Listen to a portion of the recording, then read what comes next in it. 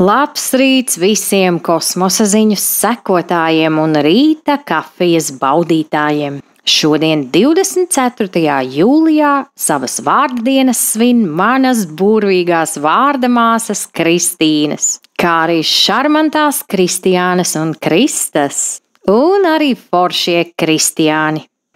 Savukārt šajā datumā dzimušie jubilāri ir dziļi jūtīgi un sirdī radoši cilvēki, ārēji pārliecināti un ar stingru mugurkaulu, lai ne tikai mirdzētu, bet arī citiem palīdzētu ieraudzīt savu gaismu.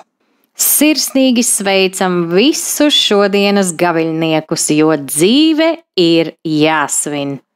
Arī zvaigznes šodien ir gatavas īstai lauvas cienīgai pirmizrādei, jo šodien notiek jaunmēnesis lauvas zīmē.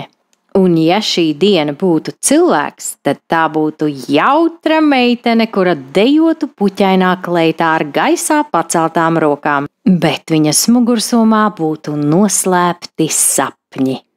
Ko tas nozīmē?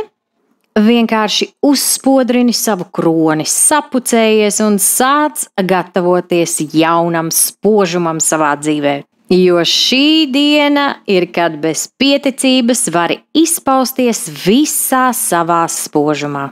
Vienīgi Venēra šodien tā šķībi skatās uz karavīgo Marsu, tāpēc romantiskos iznācienus neatstāja pilnīgi pašplūsmā.